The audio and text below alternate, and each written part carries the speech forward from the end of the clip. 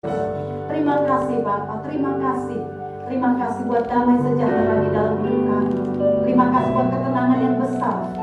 Kami mempercayai penyertaan Tuhan sepanjang tahun ini. Tuhan kami dedikasikan ke dalam pimpinan-Mu ya Bapa. Terima kasih buat kebaikan Tuhan. Terima kasih Bapa. Haleluya, haleluya. Yang mengasihi kuasa-Mu memulihkanku, hati yang baru Kau berikan untukku dapat melihat rencana-Mu indah bagiku. Kau ada di setiap jalanku, hatiku haus dan lapar akan Engkau.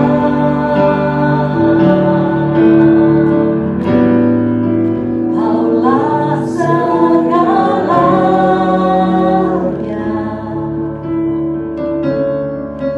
di dalam hidupku.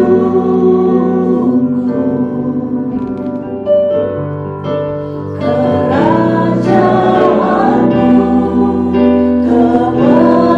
kebenaranmu, itu bagianku.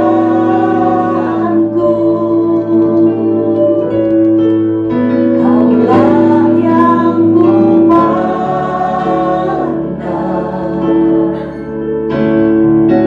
selama hidupku.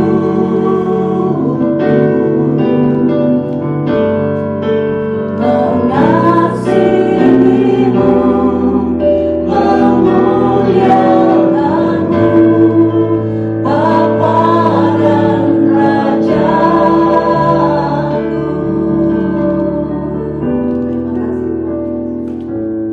Kau Bapa yang mengasihi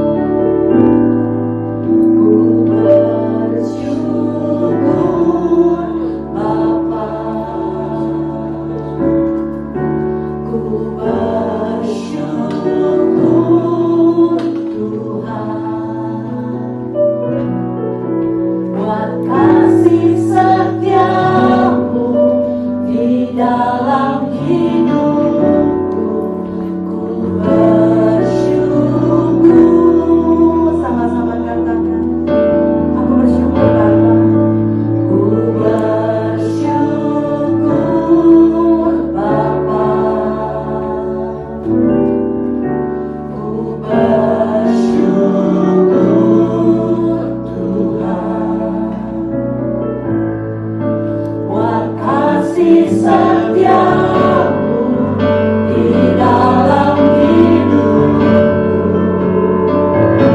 Ku bersyukur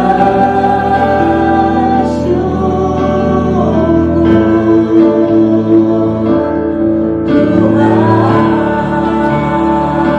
Sama-sama katakan ku bersyukur Bapa. Ku bersyukur Bapa. Terima kasih Bapa.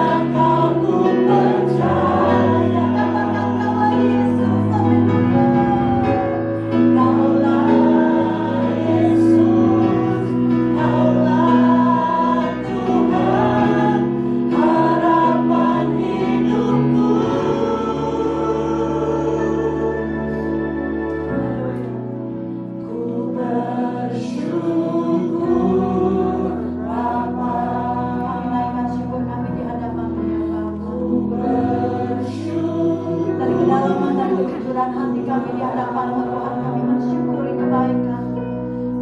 Terima kasih Tuhan. Terima kasih buat kehadiran-Mu di dalam hidup kami. Terima kasih buat penyertaan-Mu Tuhan. Kau setia di dalam kami Bapa. Terima kasih Tuhan Yesus. Katakan sekali lagi, ku bersyukur.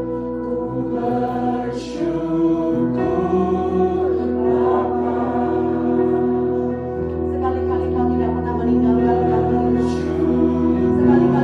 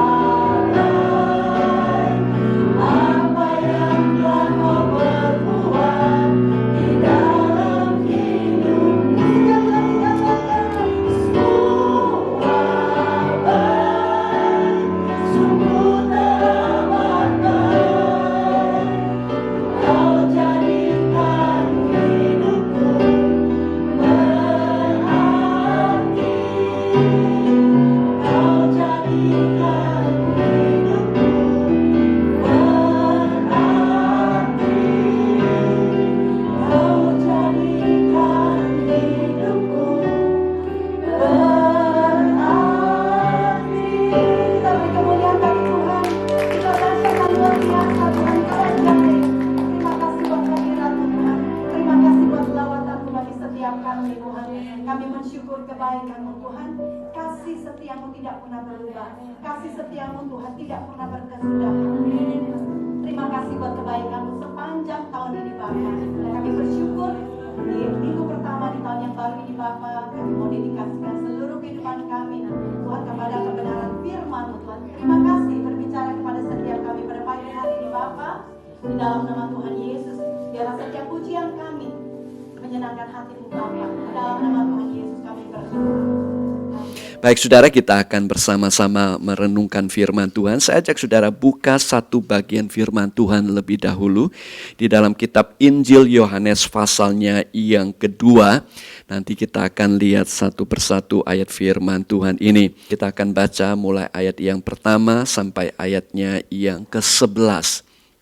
Kalau saudara sudah ada di situ, saudara bisa menyimak ayat-ayat itu dan kemudian kita akan renungkan bersama-sama. Saya bacakan kepada saudara lebih dahulu kisah yang sudah tidak asing lagi dalam kitab Yohanes pasal yang kedua. Oke, saudara siap menerima berkat firman Tuhan? Amen. Alright. Yohanes pasal yang kedua dikatakan demikian. Pada hari yang ketiga ada perkawinan di Kana di Galilea. Dan ibu Yesus ada di situ. Yesus dan murid-muridnya diundang juga ke perkawinan itu ketika mereka kekurangan anggur atau kehabisan anggur. Ibu Yesus berkata kepadanya, mereka kehabisan anggur. Kata Yesus kepadanya, mau apakah engkau daripadaku, ibu? Saatku belum tiba. Tetapi ibu Yesus berkata kepada pelayan-pelayan, apa yang dikatakan kepadamu buatlah itu. Di situ ada 6 tempayan yang disediakan untuk pembasuhan menurut adat orang Yahudi. Masing-masing isinya 2-3 buyung. Ini sekitar 30 gallon terjemahan bahasa Inggris. Yesus berkata kepada pelayan-pelayan itu, isilah tempayan-tempayan itu penuh dengan air dan mereka pun mengisinya sampai penuh. Lalu kata Yesus kepada mereka, sekarang cedoklah dan bawalah kepada pemimpin pesta. Lalu mereka pun membawanya. Setelah pemimpin pesta itu mengecap air yang telah menjadi anggur itu, ia tidak tahu dari mana datangnya, tetapi pelayan-pelayan yang mencedok air itu mengetahuinya. Ia memanggil mempelai laki-laki dan berkata kepadanya, setiap orang menghidangkan anggur yang baik dahulu dan sesudah orang puas minum, barulah yang kurang baik. Akan tetapi engkau menyimpan anggur yang baik sampai sekarang. Hal itu dibuat Yesus di Kana yang di Galilea sebagai yang pertama dari tanda-tandanya, dan dengan itu ia telah menyatakan kemuliaannya dan murid-muridnya percaya kepadanya. Mari kita tundukkan kepala sekali lagi berdoa. Bapa di dalam surga, sekali lagi kami mengucap syukur untuk pimpinan-Mu sepanjang tahun yang lalu. Dan kami percaya dan kami yakin bahwa Engkau juga menyertai kami sepanjang tahun ini. Apa yang telah kami alami sepanjang tahun yang lalu, kami melihat kasih karunia Tuhan cukup buat setiap kami. Kasih karunia Tuhan cukup buat gereja-Mu. Kami berdoa Tuhan, biarlah tahun ini anugerah dan kasih karunia Tuhan semakin berlimpah, bahkan memampukan setiap kami menjadi saksi-saksi Kristus yang menjadi berkat bagi banyak orang. Ajar kami Tuhan untuk senantiasa terbuka akan kebenaran-Mu, pimpinan daripada Roh Kudus, dan bersabda kepada kami pada pagi ini awal tahun yang baru ini. Jadikan firman ini menjadi rema dalam setiap kehidupan kami. Roh Kudus bersabda kepada kami buka hati kami menerima berkat-Mu. Di dalam nama Tuhan Yesus kami berdoa. Amin. Amin. Saudara yang kekasih dalam Tuhan, dan saya berdoa kiranya di tahun yang baru ini ada kekuatan dan kuasa Allah yang menyertai saudara apapun tantangan kesulitan yang ada di depan kita, sehingga kita bisa mencapai tujuan dan kehendak Tuhan yang Tuhan ingin kita lakukan di muka bumi ini. Nah saudara, apapun yang terjadi dan telah terjadi, kita tahu dan kita percaya bahwa Allah selalu menyertai kita. Dia tidak pernah meninggalkan kita. Itu sebabnya saudara, seperti kepada Yosua yang sebentar lagi akan masuk ke tanah perjanjian. Tuhan berkata demikian kepada Yosua, kuatkanlah dan teguhkanlah hatimu, janganlah kecut atau janganlah takut dan tawar hati. Sebab Tuhan Allahmu menyertai engkau kemanapun engkau pergi. Nah saudara, perkataan yang sama kepada Yosua, saya yakin ini juga perintah dan perkataan Tuhan buat setiap kita umat Tuhan. Untuk kita jangan takut, untuk kita jangan gentar, untuk kita jangan tawar hati apapun pengalaman yang kita telah alami dan apapun tantangan yang ada di depan kita. Karena firman Tuhan berkata bahwa Tuhan menyertai Yosua, demikian juga Tuhan Yesus selalu menyertai kita. Memang dunia kelihatan penuh alasan bagi kita untuk menjadi takut dan tawar hati. Tapi karena Yesus menyertai kita, maka bagi kita sebagai orang percaya tidak ada alasan untuk menjadi takut dan tawar hati. Amin, saudara. Itu sebabnya di awal tahun ini, saudara, bahkan di minggu-minggu berikutnya, saya akan menyampaikan firman Tuhan kepada saudara untuk renungan dari minggu ini dan minggu berikutnya, dan kita akan fokus kepada Tuhan secara khusus. Kita akan fokus kepada 7 mujizat yang tercatat di dalam Injil Yohanes. Catatan mujizat ini hanya merupakan sebagian daripada mujizat yang Yesus lakukan tentu saja. Jadi bukan semua mujizat daripada Tuhan, tapi hanya sebagian saja. Itu sebabnya dalam firman Tuhan memberitahukan kepada kita bahwa apa yang tercatat ini hanya merupakan sebagian saja daripada catatan yang diberikan atau ditulis oleh Injil Yohanes. Di dalam Injil Yohanes pasalnya yang ke-20, dia katakan demikian, kita baca bersama-sama dalam Injil Yohanes pasal 20 ayat 30 di depan 2-3. Memang masih banyak tanda-tanda lain yang dibuat Yesus di depan mata murid-muridnya yang tidak tercatat dalam kitab ini. Tetapi semua yang tercatat di sini telah dicatat supaya kamu percaya. Supaya apa, saudara? Kamu percaya bahwa Yesuslah Mesias. Jadi semua daripada mujizat yang tercatat ini, saudara, untuk menunjukkan kepada kita bahwa Yesus adalah Mesias, juru selamat yang dijanjikan oleh Tuhan untuk menyelamatkan umat manusia. Dia adalah anak Allah supaya kamu oleh imanmu memperoleh hidup di dalam namanya. Jadi Yesus adalah Mesias, juru selamat yang dijanjikan kepada umat manusia, bahwa Tuhan akan datang untuk menyelamatkan manusia barang siapa percaya kepada namanya. Barang siapa percaya kepada Tuhan Yesus, Alkitab katakan kita memperoleh hidup di dalam namanya. Itu sebabnya apapun yang terjadi di muka bumi ini, kita tidak perlu takut dan tawar hati, karena kita selalu memiliki kehidupan di dalam Tuhan Yesus Kristus. Yang percaya katakan amin. Dan karena Tuhan Yesus berjanji selalu menyertai kita, itu sebabnya selain menjadi kekuatan bagi kita waktu kita merenungkan firman Tuhan ini, dan juga menjadi suatu kekuatan dalam kehidupan kita, juga membantu kita, saudara, untuk selalu mata kita tertuju kepada Kristus.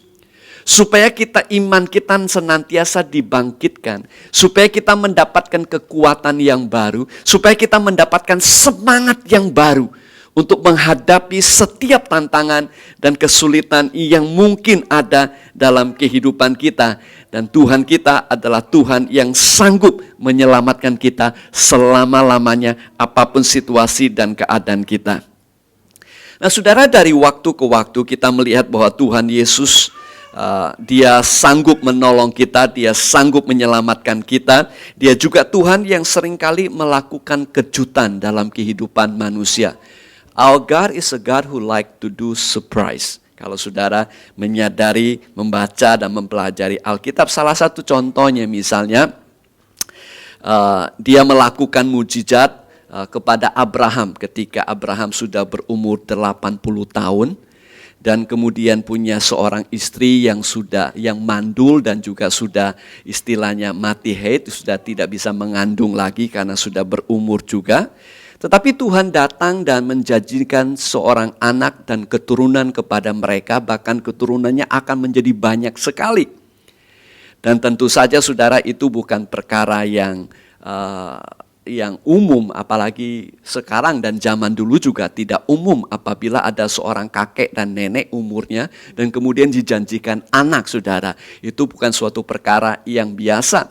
Itu sebabnya ketika Tuhan mengkonfirmasi lagi kembali kepada mereka, betul, aku akan kasih keturunan kepada kamu. Alkitab berkata bahwa Sarah, istri daripada Abraham, dia tertawa. Dia ketawa, hahaha, masa sih gue bisa hamil lagi gitu kan kira-kira.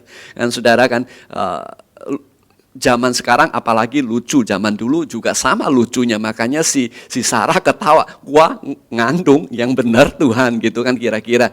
Dan bukan saja dia ketawa, ternyata si Abraham juga ketawa. Dan kemudian anak dilahirkan, betul saudara. Sarah yang sudah yang mandul, yang sudah tua, sudah nenek-nenek, saudara, dia mengandung.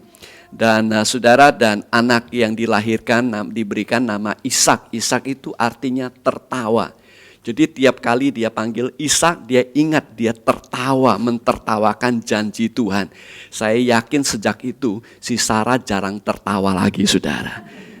Karena tertawa hamil tua. Saudara, kalau zaman sekarang bisa enak, bisa caesar. Zaman dulu nggak ada istilah caesar, nggak ada epidural. Lu tertawa ngandung lu coba kan. Jadi saya yakin mungkin dia sudah jarang tertawa. Nah, Tuhan itu suka surprise, suka bikin lelucon. Jadi ikut Tuhan itu bukan sesuatu yang sedih terus, sesuatu yang bikin depres, stres gitu saudara. Mestinya jangan begitu. Karena kalau saudara perhatikan di Alkitab, itu yang Tuhan sering lakukan. Tuhan melakukan hal-hal yang surprise, sesuatu yang tidak biasa, sesuatu yang di luar daripada yang dipikirkan oleh manusia. Tuhan suka melakukan kejutan-kejutan. Nah, kehidupan bersama dengan Tuhan bukanlah sesuatu yang penuh dengan kesedihan, bukan sesuatu yang penuh dengan ketakutan, bukan sesuatu yang membosankan. Amin, saudara. Ikut Tuhan itu tidak bosan, katakan amin. Ya, Tuhan itu saudara, ikut Tuhan itu tidak bosan. Dan kita akan lihat saudara hari ini satu kisah yang tercatat, mujizat yang tercatat dalam kitab Yohanes pasal 2 yang kita baru saja baca. Nah, saya hari ini akan menggunakan khotbah secara ekspositori. Ekspositori itu artinya menjelaskan dari ayat per ayat dari kitab yang kita baca. Nah, biasanya kita pakai topik saudara. Jadi satu topik kita bahas, ambil ayat-ayat dari Alkitab, kemudian kita kumpulkan dan kemudian kita sampaikan. Tapi hari ini dan minggu-minggu berikutnya kita akan pakai ekspositori. Kita akan belajar dari ayat ke ayat. Nah, saudara perhatikan di ayat yang pertama. Dikatakan pada hari ketiga ada perkawinan di Kana yang di Galilea dan ibu Yesus ada di situ. Nah, saya ingin jelaskan sedikit saudara bahwa kejadian ini terjadi di sebuah kota, kalau mungkin zaman dulu kampung, kota Kana. Nah, kota Kana itu sekitar 10 km dari Nazaret. Saudara tahu Nazaret itu adalah tempat atau kampung halamannya Yesus. Karena orang tuanya dari Nazaret, Yesus besar dari Nazaret. Kemudian kota Kana itu sekitar 10 km kalau jaraknya, seperti dari tempat ini ke Plaza Singapura itu sekitar 10 km. Saya udah cek di Google tadi malam saudara. Jadi sekitar 10 km, jadi tidak terlalu jauh.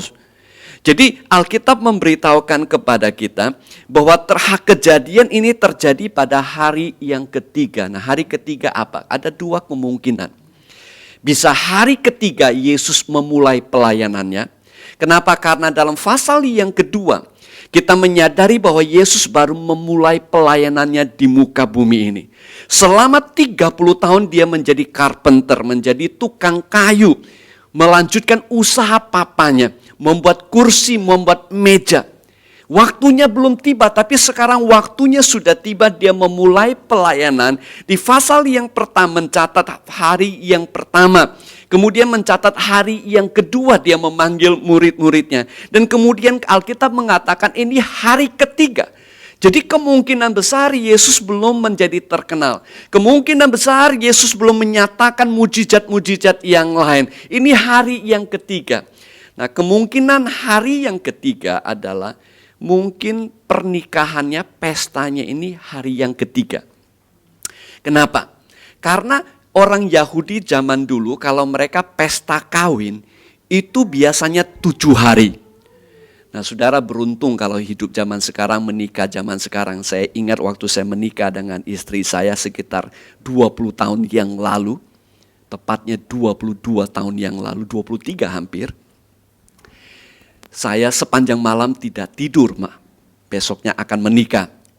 Kemudian saudara mungkin tidurnya beberapa hari sudah sibuk, kemudian tidur malam itu mungkin 2-3 jam karena pagi-pagi harus jemput dia, bawa dia ke tempat make up saudara.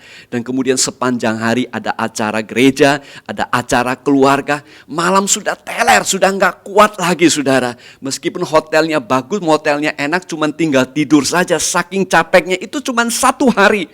Saudara bayangkan orang menikah zaman dulu pestanya 7 hari saudara. Jadi saudara, ini perkara yang luar biasa terjadi pada masa itu. Nah, namun saudara ada satu perkara yang terjadi meskipun pada hari perkawinan kan ada pesta pada masa itu yang berlangsung 7 hari. Namun saudara yang pasti bahwa ini adalah masa-masa permulaan Tuhan Yesus dan ini baru mulai tercatat mengenai pelayanan dan mujizat daripada Tuhan. Oleh karena itu saudara, Alkitab mencatat ini adalah mujizat yang pertama dari mujizat Yesus. Ini memiliki nilai makna yang lebih dalam daripada mujizat-mujizat yang lain. Nanti saya akan tunjukkan kenapa. Karena biasanya saudara kalau orang melakukan sesuatu, first impression is the most important one. Betul gak saudara? Ingat gak dulu mau pacaran, ketemu pacar pertama kali. You want to make it the best, saudara mau yang terbaik. Yang terharum, yang minyak wangi yang terharum. Istri saya baru komplain tadi malam. Wah dulu kawin pakai Hugo Boss. Sekarang pakainya cap Tiger saudara. Hugo Boss-nya juga udah expired katanya. Baik, first impressions is the most important. Betul nggak saudara? Makanya kalau ada pesta sekalipun, kalau orang datang saudara mereka ingin yang depan bagus-bagus. Buka restoran juga sama, yang pertama yang bagus-bagus. First impressions, itu soalnya yang bagus-bagus. Tetapi bagi Yesus bukan sesuatu yang bagus, tapi dia ingin menyatakan suatu statement. Sesuatu yang penting, misinya. Tujuannya Tuhan di muka bumi ini, tujuan mujizatnya, tujuan pelayanannya, tujuan hidupnya datang ke muka bumi ini. Nah saudara, Alkitab memberitahukan kepada kita, kalau Anda membaca di kitab Yoel pasal yang ke-3, memberitakan mengenai kedatangan masa perjanjian baru yang Tuhan janjikan. Dan masa perjanjian baru itu akan ditandai dengan anggur yang baru. Itu sebabnya mengapa mujizat pertama ini penting. Karena Yesus ingin menyatakan ini loh permulaan zaman yang baru. Permulaan daripada perjanjian baru. Permulaan daripada janji Allah. Permulaan daripada tahun yang perkenanan Allah istilahnya. Nah saudara yang kekasih dalam Tuhan, ayat ini juga memberitahukan kepada kita bahwa Ibu Yesus ada di situ. Nah ada beberapa kemungkinan. Kemungkinan adalah Yesus dan Ibu Yesus diundang ke perkawinan itu. Tetapi kalau saudara baca kisah ini, kemungkinan besar Ibu Yesus adalah kerabat daripada atau keluarga daripada orang yang menikah itu. Sehingga Ibu Yesus punya peranan selain datang sebagai tamu, dia tahu kalau ada kekurangan anggur, anggurnya sudah habis, perlu melakukan sesuatu. Jadi Ibu Yesus kemungkinan relatif atau kerabat keluarga dari orang yang menikah itu. Dan saudara kalau kita melihat keterlibatan daripada Ibu Yesus ini yang berada di dalam perkawinan, pernikahan, pesta itu yang semestinya sesuatu yang luar biasa, penuh kebahagiaan, sesuatu yang normal dilakukan oleh manusia. Waktu jatuh cinta sudah dewasa kemudian dinikahkan, semua orang datang berpesta, semua orang berbahagia, semua orang memberikan ucapan selamat. Tetapi saudaraku yang kekasih dalam Tuhan, seperti tahun yang lalu, di akhir dari tahun sebelumnya, tahun 2019, orang punya bayangan, punya cita-cita, punya banyak resolusi bahwa memasuki tahun 2020 akan menjadi tahun yang luar biasa. Oh saudara, market juga luar biasa, pebisnis juga luar biasa, student juga punya ekspektasi, gereja juga punya ekspektasi. Tanpa disadari krisis menghantam. Nah, ini juga terjadi di pesta pernikahan Kana ini. Mestinya semua sudah direncanakan sedemikian baik, tapi dalam hidup ini ada kalanya krisis bisa terjadi. Ayat yang kedua memberitahukan kepada kita bahwa Yesus dan murid-muridnya juga diundang ke perkawinan itu. This is a smart move. Kemungkinan ini, saudara, karena Yesus adalah kerabat dari pihak orang yang menikah. Seperti yang saya tadi katakan, ibunya diundang, ibunya kerabat, kemungkinan Yesus juga salah satunya. Itu sebabnya dia dan murid-muridnya diundang. Yesus hadir di situ. Yesus tidak diundang sebagai tamu kehormatan karena Yesus belum terkenal. Saudara masih ingat Yesus baru memulai pelayanannya. Namun saudara, tanpa disadari, orang yang mengadakan pesta ini, saudara, waktu mengundang kehadiran Yesus itu adalah langkah yang bijaksana, langkah yang merupakan rencana Allah juga. Meskipun mereka tidak mengantisipasi krisis bisa terjadi di tengah-tengah mereka. Tetapi karena ada Yesus di situ, Yesus membantu mereka menyelesaikan akan krisis yang terjadi di tengah-tengah mereka. Nah, saudara, meskipun keadaan di Singapura relatif stabil, meskipun kita sudah bisa mulai melihat cahaya dan harapan oleh karena vaksin yang tersedia, namun kita juga menyadari bahwa dunia ini masih jauh daripada keluar dari krisis COVID-19 ini. Itulah sebabnya, saudara, di awal tahun ini, di minggu pertama tahun yang baru, saya mengundang dan mendorong saudara untuk kembali lagi mengundang Yesus untuk selalu hadir dalam kehidupan saudara. Dalam arti secara aktif. Tuhan, aku mau mengundang Engkau hadir dalam rumah tanggaku. Aku mengundang Engkau hadir dalam studiku, dalam bisnisku, dalam pergaulanku, dalam pelayananku. Tuhan, aku menghendaki Engkau berada dalam hidupku. Karena aku tidak tahu apa yang akan terjadi di depan ini. Krisis apa yang akan terjadi. Tapi selama Yesus ada dalam hidupku, selama Yesus ada dalam aktivitasku, krisis apapun, mujizat Allah bisa terjadi. Nah, bagi kita yang sudah mengundang Yesus hadir dalam kehidupan kita, semestinya mendatangkan suatu ketenangan dan keyakinan dan kedamaian. Mestinya mendatangkan keberanian bagi kita. Seperti Tuhan menyertai Yosua berkata, jangan takut, jangan kecut hati. Kuatkan hatimu, sebab aku menyertai engkau. Dan saya berdoa saudara juga memiliki semangat yang demikian. Betul, tantangan di depan penuh dengan hal yang kita tidak ketahui. Tapi selama Tuhan menyertai kita, kita sanggup mengatasinya. Itu sebabnya, saudara yang kekasih dalam Tuhan, memasuki tahun yang baru, ayo kita masuk dengan ketenangan, dengan damai sejahtera. Bukan karena situasi keadaan yang baik, tapi karena Tuhan menyertai kita.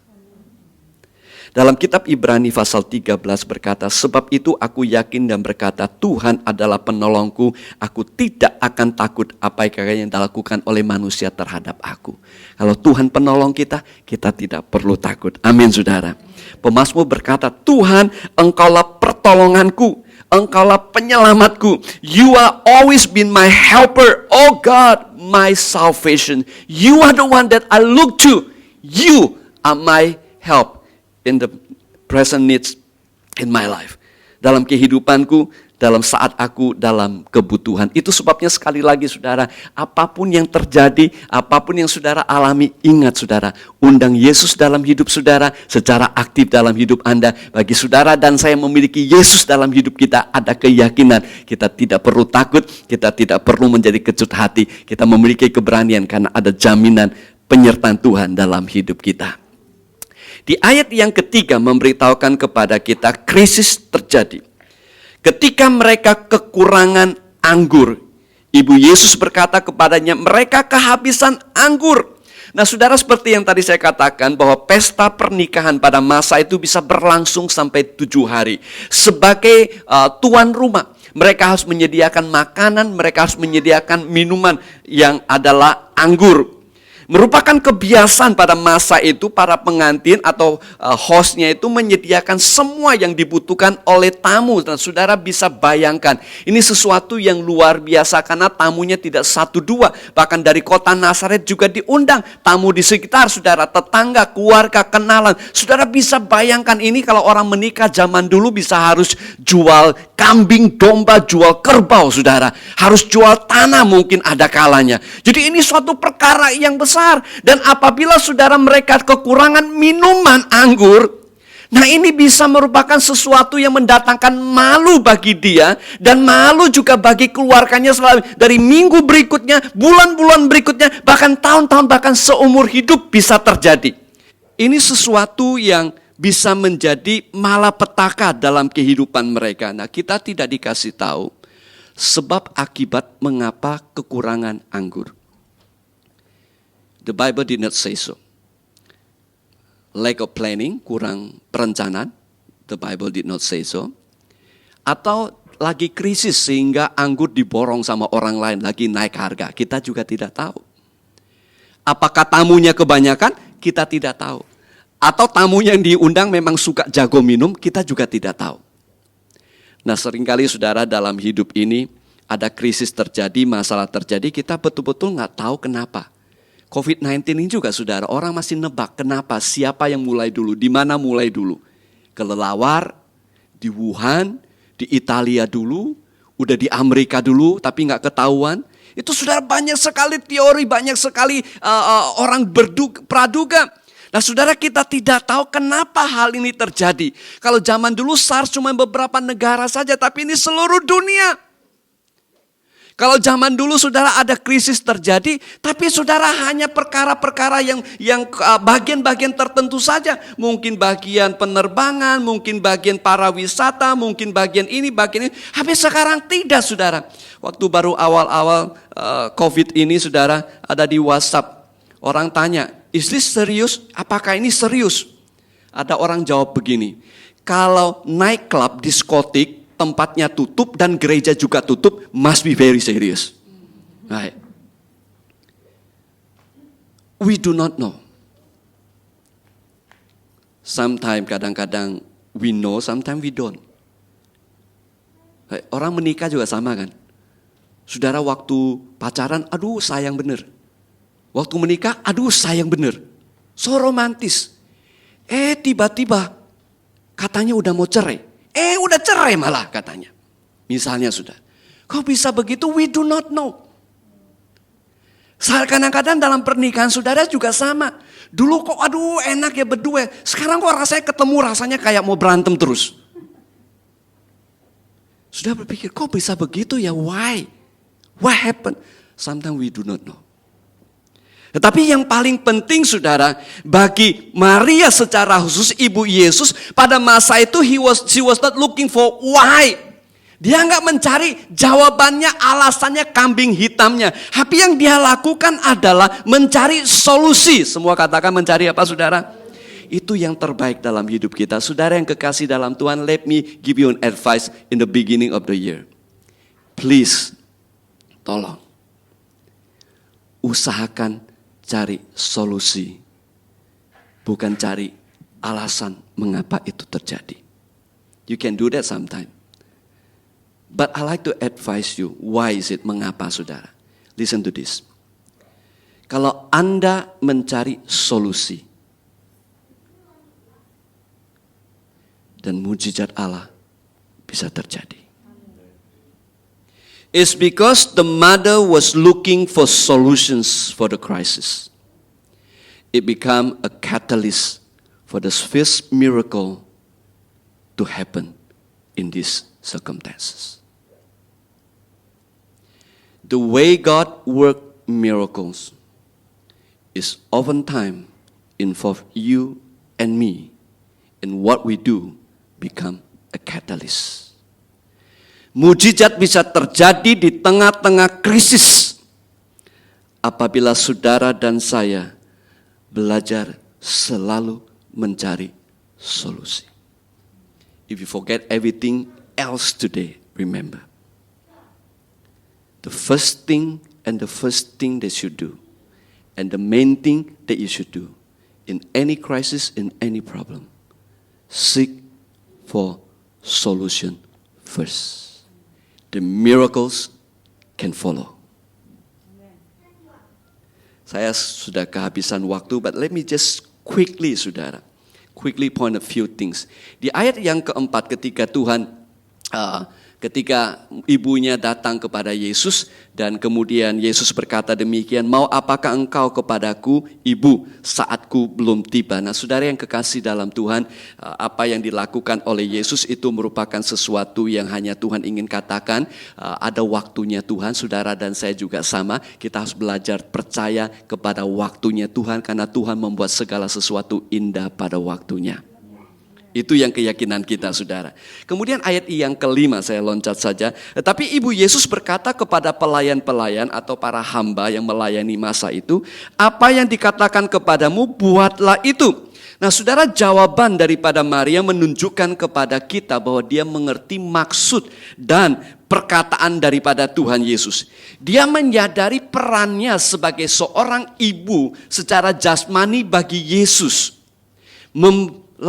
Mengandung, melahirkan dan membesarkan Yesus. Dia menyadari masanya peranannya itu sudah mulai berkurang, bahkan sudah tidak ada. Kenapa? Karena Yesus sudah menginjak dewasa. Yesus sudah mulai pelayanannya. Sekarang dia bukan sekedar anak daripada Maria, tapi dia adalah anak Bapa di surga. Dia tidak menerima perintah daripada manusia jasmaninya, orang tua jasmaninya, tapi dia mendapatkan perintah dari Bapanya di surga. Itu sebabnya dikatakan, waktuku belum tiba. Ibu, jangan ganggu aku, waktuku belum tiba. Itu sebabnya waktu Maria mendengar demikian, dia tidak marah.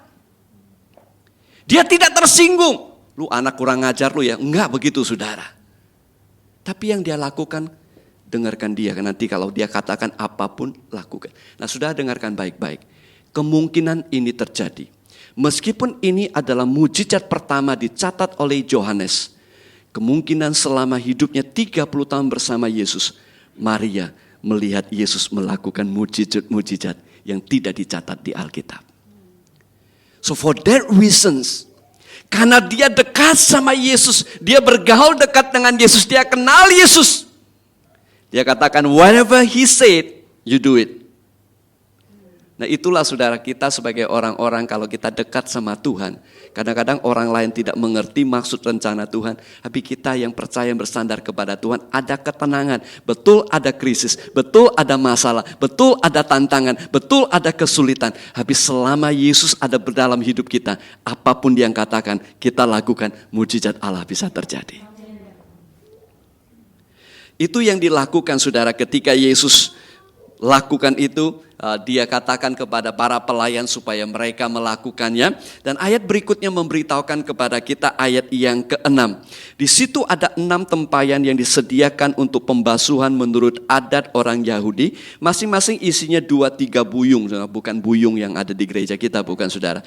2-3 buyung dalam terjemahan Inggris about 20 to 30 gallons. Itu sekitar 100 liter. Itu tempayan yang cukup besar. Itu tempayan disediakan untuk orang pembasuhan. Itu kebiasaan orang Yahudi. Nah, I just want to highlight this, saudara.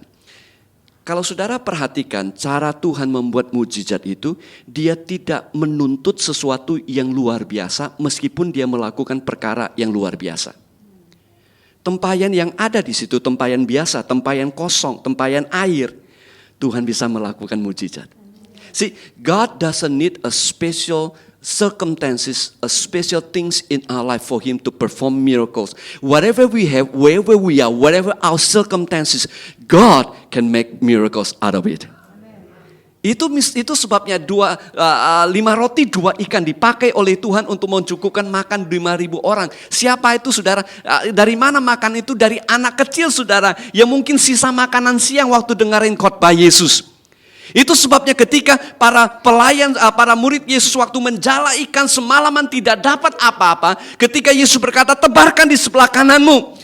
Jala yang sama, perahu yang sama, laut yang sama, air yang sama. Yang tadi tidak mendapat apa-apa karena Yesus memerintahkan dan mereka taat. Mujizat Allah terjadi. God doesn't need anything special from you and me. Any circumstances, anything we have, whatever talents that we have, whatever gift that we have, God can make a miracle out of it. Since I'm right out of time, let me just quickly finish it, saudara. Ayat yang ke-7 dan ayat yang ke-8 berkata demikian. Ketika Yesus berkata kepada pelayan-pelayan itu, isilah tempayan-tempayan itu penuh dengan air. Tempayan itu penuh apa, saudara? Ayo katakan, tempayan itu apa, saudara? Penuh dengan air. Katakan penuh, saudara. 2, 3. Penuh dengan air. Okay? Jadi kalau perintah Yesus itu agak spesifik. Lakukan dengan spesifik. Kalau enggak cuma kasih air sedikit, nanti keluar anggurnya juga sedikit, saudara. Ya, jadi katakan penuh. Kemudian dan mereka pun mengisinya sampai penuh, no problem. Right. Tempayan air, diisi air, no issue. But the problem, the dilemma come. Lalu kata Yesus kepada mereka, sekarang cedoklah dan bawalah kepada pemimpin pesta. There could be a big dilemma, isn't it? Isi tempayan air, pakai air, masalah nggak, saudara? No problem. Tapi ambil air dari tempayan air itu yang dibuat untuk cuci lah, buat basuh-basuh lah, diambil kemudian kasih kepada pemimpin daripada pesta itu. This could be a big dilemma. Nah, saudara, ini bukan cuman orang kerja di bangkit-bangkit di restoran, di hotel, itu bukan, saudara. Ini namanya servant. Servant itu hamba, budak. Kalau hamba dan budak pelayan demikian melakukan sesuatu yang memalukan, saudara tahu, it can be a big punishment. See, ikut Tuhan, kadang-kadang kita itu harus ambil risiko, dilema. Kadang-kadang Tuhan berbicara sesuatu dalam hati kita, kasih visi, tapi orang lain tidak mengerti. Orang lain tidak mengerti akan perkara itu. Tapi disitulah kita belajar untuk belajar taat kepada Tuhan. Dan orang yang taat kepada Tuhan, saudara, adalah lebih baik, kata firman Tuhan, ketaatan daripada persembahan kepada Tuhan. Saya tutup, saudara, ya, ayat yang ke-10 dan 9. Setelah pemimpin pesta itu mengecap air yang telah menjadi anggur itu, dan ia tidak tahu datang dari mana. Tetapi pelayan-pelayan mencedok air itu mengetahui, ia memanggil mempelai laki-laki dan berkata kepadanya, sudah perhatikan, setiap orang, siapa, saudara? Setiap orang yang menghidangkan anggur yang baik dahulu, dan sesudah orang puas minum, udah cukup, udah mabuk mungkin, saudara, udah nggak bisa membedakan mana anggur enak, mana anggur tidak baik, mana anggur bagus, udah nggak begitu, baru yang kurang baik. Akan tetapi engkau menyimpan anggur yang baik sampai sekarang. Bukan pengantin itu yang melakukannya. Yang melakukan itu adalah Tuhan Yesus. Nah, sudah dengarkan baik-baik. Selama kita hidup di muka bumi ini, kita melakukan bagian kita. Kadang-kadang hasil yang kita terima itu tidak seperti yang kita harapkan dan inginkan. Tapi saudara dengar baik-baik. Yang terbaik masih ada di depan saudara dan saya, karena Tuhan selalu menyediakan yang terbaik buat kita. Dan Tuhan itu senang menyenangkan kita sebagai anak-anaknya. Dan Tuhan itu bukan Tuhan yang boring, yang bosen, dia Tuhan yang tanda kutip suka pesta. Kenapa, saudara? Dia memulai pelayanan mujizatnya pertama di tempat pesta. Dia mengakhiri pelayanannya di malam perjamuan kudus, tanda kutip juga tempat makan-makan. Nanti kita ketemu Tuhan, Alkitab berkata kita akan bertemu di perkawinan anak domba Allah. Ada pesta besar di kerajaan surga yang kekal. Jadi Tuhan kita itu suka makan-makan, saudara. Suka menyenangkan kita. Makanya kalau saudara suka pesta, suka makan, saudara, silakan nikmati saja, saudara. Sambil saudara jaga saja juga, badan berat saudara sedikit, saudara. Karena, tidak lama lagi Chinese New Year coming. Jangan jadikan alasan ini untuk makan terlalu banyak, saudara. Meskipun Tuhan kita itu suka begitu, tapi saudara harus ingat, Tuhan itu selalu menyediakan yang terbaik buat kita. If you have not received the best yet, it means the best is still yet to come. Allah kita adalah Allah yang selalu menyediakan yang terbaik.